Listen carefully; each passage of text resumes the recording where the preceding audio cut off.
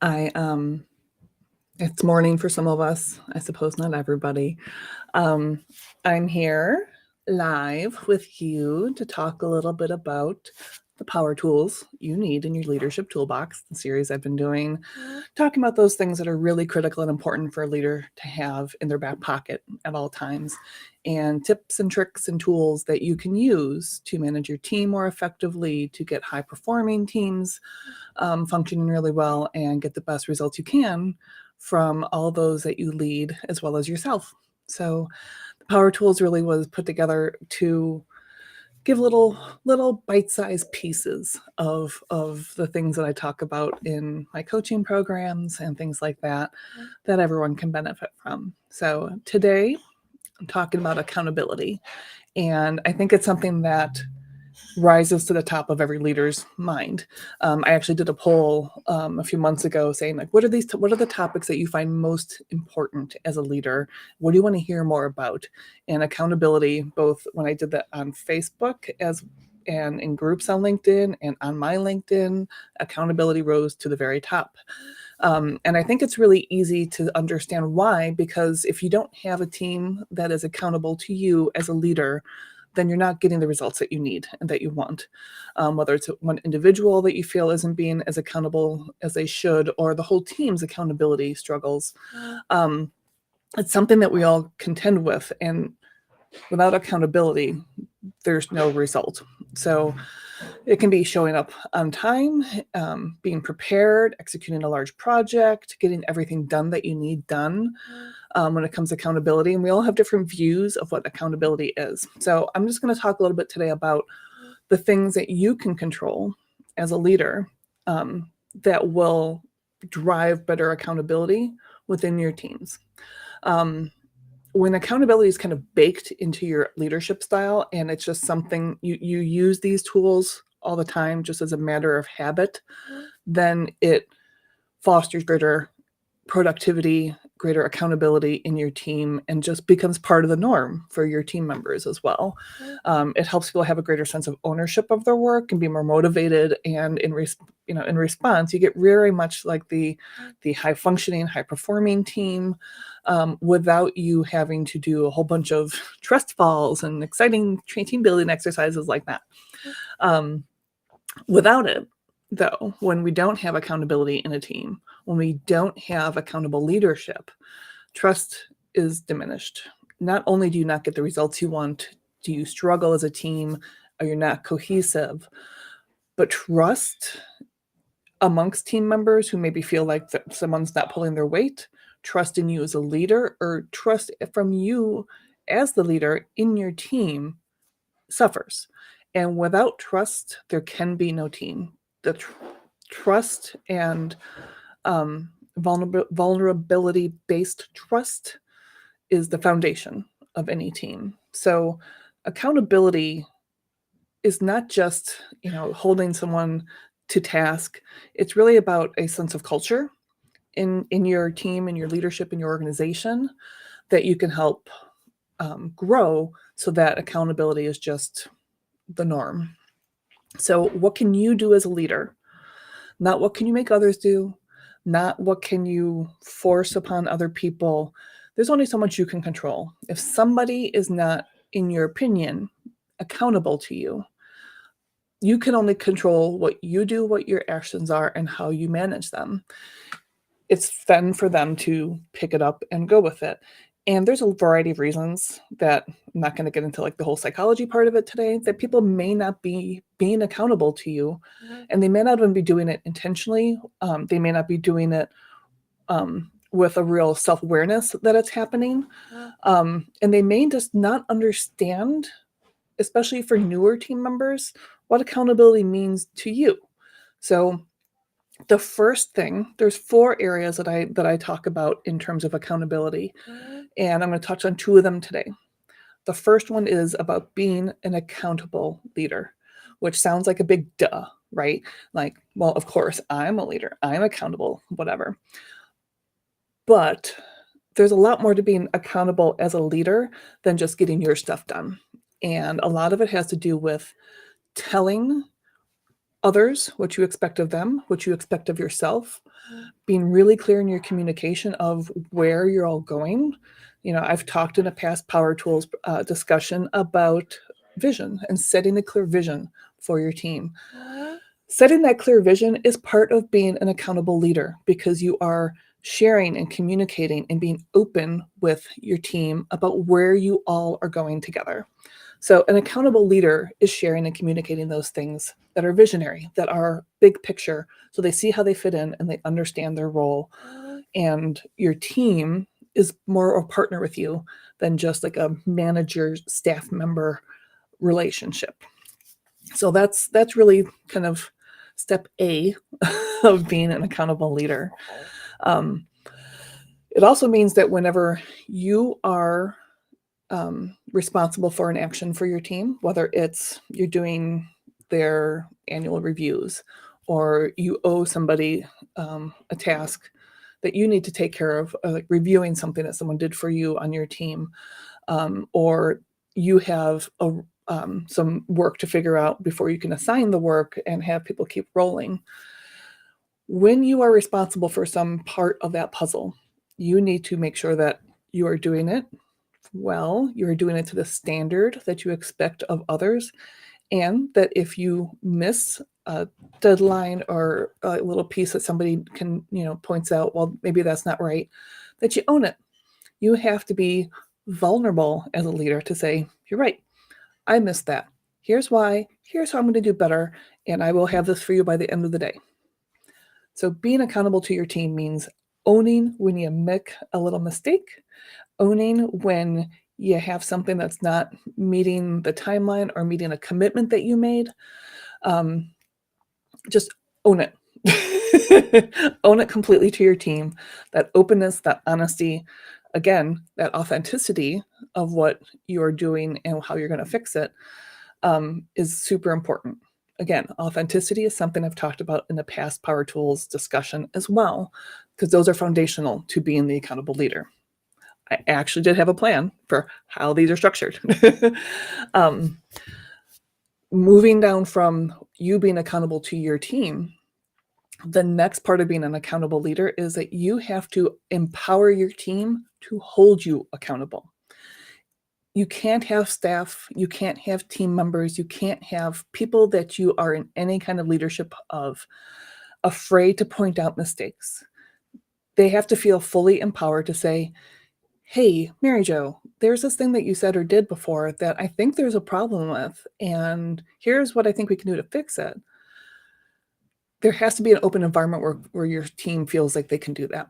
And you have to set that through communication, accountability, authenticity, all the things we've talked about that are foundational.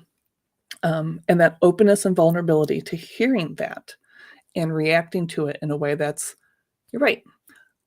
I see what you're saying. I hear where you're going. Let's figure out how we fix this. Rather than, well, no, I think it's fine. Or pushing it aside. Even if you believe that you are right, explore it. Make the team feel empowered to bring these things up, because maybe next time they'll be right. So rather than push it aside or like, no, that's what I meant. Be like, can you say more about that? Because when I wrote this is what I meant by it. But you're reading something different. So tell me more about that so we can make sure it's really clear. Simple things like that go a long way in building that trust with your team and empowering them to tell you when they think something's off. It makes you very much more cohesive as a team, and they will then be able to hold each other accountable and themselves accountable, because they have a much better sense of what that culture of accountability is. And then lastly, what I'll say about being the accountable leader is that you get the opportunity to set the tone for your team. So you really want to demonstrate your expectations of your team through your own actions. There's something called the Chameleon Effect, and research shows that we tend to unconsciously imitate the people around us.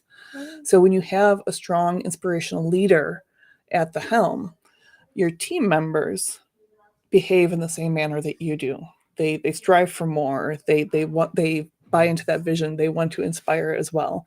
So when you are being that accountable leader, the chameleon effect means that the accountability then kind of makes its way through your team. So when you miss a commitment, own it. Set aside time for you to ask questions of your team about what they think about things. It's an easy thing that you can do to empower your team to be like, hey, so what do you guys think about the thing that I did? And then set expectations for your team as well, that they can come to you with questions they have about maybe something you did, and that they are seeing in you what you want from them. So the next piece that I wanted to talk about, step 2 of accountability in how I look at things, is about setting really clear expectations. So we've just talked a little bit about how you can model the behavior and expectations you have for your team, but this goes down to, how do you assign work? How do you set the expectation for what you want somebody to do, how you want them to behave, how you want them to perform? So accountability depends on how people show up all day. No one's on all day. We all have things that happen. We all kind of have moments where we're just not with it, where we just need a little mental break. Stuff happens, right? But you always get back up. You always keep moving. And if you don't know what direction you're moving in, if you don't know what your task is really clearly, it's going to be really hard to perform at the level that you as a leader want your team to do. So there is an example. In a previous job I had a boss, a few bosses, well, few bosses, few colleagues over my time at FEMA and at an engineering firm, where people thought very highly of Jack Welch, former CEO. I think he was CEO of GE, and he's done a ton of work around leadership and behavior of CEOs and holding people accountable. And I can't say that I agree with all of it. I'm a little bit more of a warm and fuzzy kind of a leader. And one of the things that really we talked about in one of my companies was, I think it was early on, there's a story that early on in Jack Welch's experience at GE, he had no tolerance for being late to meetings. So rather than lock people out of the meeting or anything like that, he tried a really subtle approach of, every time somebody was late, he would just lean over and make a check mark or a little tick on the board. Someone else came in late, tick. He never talked about it. He didn't explain it. He didn't say, this is the expectation. He just did that. And people started to learn that you didn't want to be the person that showed up late and made him put a tick mark on. And there was no discussion about it. There was nothing, but it became very effective that people were on time. And this was viewed when we were discussing it in my company, that like, oh, that's a great tactic. That's so subtle. That's such an easy way to get people to get in line. And my question is, do you want people just to get in line? Do you want to lead from a place of fear? Or do you want to lead from a place of partnership, cooperation, coaching, things like that? That's my model for leadership. That's how I behave as a leader. And I want, rather than make somebody embarrassed or singled out for showing up late to a meeting, I want them to understand what my expectation is. And I want to have a conversation with them if they're not showing up on time. Maybe you have a meeting at 8:30 and people have a hard time getting to work early. I am somebody who has a real hard time getting to work early. My commute is like from my bedroom to my office here. Sometimes from dropping off my kids at school to getting to my office here. But there's reasons that some people just can't get in. Maybe somebody has to drop off their kids at school and they get to work at 8:32, right? And they're running in late for every week for this meeting. But it's not because they aren't being accountable. It's not because they are they don't care about the meeting. They don't care about what your needs are. They don't care about the topics that you're covering. They just can't get there. And if you lead from a place of fear, if you lead from just using a stick rather than a carrot also, or mostly, um, you're gonna have this feeling of people aren't gonna want to tell you those things. People aren't gonna want to share, like, listen, I have to get my kids to school. My partner can't for whatever reason, and I just I'm gonna be like 5 minutes late to this meeting every week. And if you understand that, that's easy. I'm like, I get it. We'll make sure that you're later on the agenda. We'll cover things, but just as soon as you get here, come right in. We'll just keep going. And that is a better style of leadership to me than making someone feel awkward, making somebody feel less than as a leader. So, setting clear expectations. People make fun of me all the time for sending long emails because I don't know if you've noticed, I like to talk. So, email, I just like to write. But there's intention behind it. And when I am sending something to, say, like my admin team, I need some help, I need some support in something, I write a paragraph, actually usually a series of bullets, and outline 5 specific things. And I call it 4W1H. It's kind of like being a journalist. You want the who, what, when, why, and then how, really clearly laid out for people when you're assigning work, whether you're assigning tasks. When you're setting up a meeting, you need to have all these things lined out. It's not just about having an agenda. Here are the topics we're going to talk about. I want you to say about, like, who's involved and what is going to be the discussion, when are we meeting, and how long is it going to be, how are we going to have this meeting structured so people kind of know what to expect walking the door, and why is this important. So that one's the most key, and we'll hit that one last. So whenever you're assigning a task, setting up like a recurring meeting, setting up a big meeting, if it's just like, hey, can you come to my office and talk for 5 minutes? It's okay. But whenever you are preparing something, asking for something, demanding of something that requires accountability from your team, I want you to use the 4W1H rule. So start off with who. Who is ultimately responsible for completing the task or being present? Who? What? What is the final product? What is the meeting about? What must be delivered? What results, what outcomes do you need to be successful? When? When does it have to be completed and delivered in? What are the steps inside of that you want to see things? So when isn't just, I need this finished by Friday at close of business. Do you want to see it ahead of time? Do you want there to be extra work involved? And when is very much to do with what. Because if you're asking for a report, do you want the final digital version in your hands, ready to be emailed to a client? Or do you want something printed, 10 copies, bound, prepared, ready to be FedExed with a FedEx cover sheet? Those are 2 different things in the when world, because I can PDF something and get it to you by Friday close of business at 3 p.m. If I need to build in those other things, then I need more time. I need to work with either admin team, or I need to be, stationing myself in a room, binding and copying and doing all the things, or sending it out for print the day before so that it's all ready. So what and when have a very close relationship. Part of that is also, like, is there an interim version you want to see? Typically you'll want to see a draft, right? So do you want a draft by Friday, or do you want the final product on Friday? Because if you want the final product on Friday, then you probably want a draft by Thursday morning, or however long you need to review something.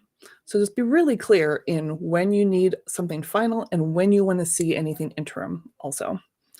So who, what, when, why is the final W. I'll talk about how first, because I'd like to talk about why more. So the 1H is how. How do you want it? And again, this relates back to the when and what a little bit. Do you want it on your desk? Do you want it email? Do you want a thumb drive with it that you can deliver? How do you want it prepared? How do you want it packaged? How do you want it to be presented? So if you're talking about a report, an engineering report, stuff that I used to do, like a hydraulics report, is a whole lot of text that I could just blah, blah, blah, blah, blah, blah, blah, away, and a couple pictures I could throw in, right? If it's a proposal for a new client, you want it pretty. You want it to be special. So the how is going to be, I needed, graphics and cover sheet and all these things. Part of it that you're going to need to engage. The person you're assigning the task to is going to need to engage other teams to get involved with to create that how you want it delivered. So who, what, when, how, and why. Why, by far, is the thing that we forget to communicate to our teams. I think too often leaders think that the why is important for them. The why matters to their bosses, to their leaders, and they forget to tell why you're doing something to your team, the people that are responsible for providing you the work that you need on a project. So why is this important to you as the leader, the person assigning them work? Why is this important to the organization? How does it fit into goals? How does it fit into something big picture? If you're asking someone to work on a proposal, say, the example I was just talking about, like you need graphics, right? If you're asking someone to work on a proposal for a new client, why is this client important? This is, you want to communicate, this is a brand new potential client. If we land this, there's a bunch of work that follows on. So this is really important to us as an organization to grow this new revenue stream, to grow this sector, to grow something new. And it not only that why helps your team understand more about the assignment, it gives the sense of importance that they are involved in something bigger than just the proposal. They're involved in something that has an impact on the organization. And when you communicate that, it goes a long way to motivating your team members and making them accountable because they see the big picture. They see how they fit in. They understand what role they have in this bigger effort, bigger goals of the organization. And they want to do better. They want to deliver timely. They want more to have that impact that you're describing when you give them the why. So accountability can be driven not through the check marks, but simply by explaining why something is so important to you, to the organization, and then helping them understand all of that and why it therefore is important to them. And that sense of why increases the level of accountability in the team immensely. So don't overlook the why when you're telling people what you need. It's always super important. It's always something that people need to understand, even if it seems like something small and rote. Hey, I need you to, write up this thing for me and send it back. Because I'm going to put this into something larger that's going to be delivered to a client. And I need that little bit of knowledge that you have that I don't have the details on to really make that sing. When you add that last piece in, doesn't it sound like something much more fun to work on? Then can you just write up a little blurb about what you did on this project? That'd be great. So those are step 1 and 2. Be the accountable leader. Set clear expectations. When you use the 4W1H approach to setting clear expectations, especially when you communicate the why, you're going to see a dramatic change over time of how your team responds, how your people respond, and how you as a leader feel that your whole team functions in a more accountable way. So in a future session, I'll talk more about steps 3 and 4, which is about follow-up and about feedback. So I'm handling today the upfront piece. Next time I'll talk about what comes after this. So that is what I have for today. If you're interested in more finding out how I can support you in becoming a stronger leader, in becoming that inspirational leader through the Inspirational Leader Accelerator, I'm here for you. I want to help men, women, children, sure, become inspirational leaders, become the leaders that they look up to themselves. And I can help you through that with my coaching programs and the Inspirational Leader Accelerator. So I'm going to drop in a quick link to setting up a meeting with me, schedule a call, 30 minutes, and learn how I can support you better in becoming that inspirational leader. So for today, that's all I have. I will talk to you all soon.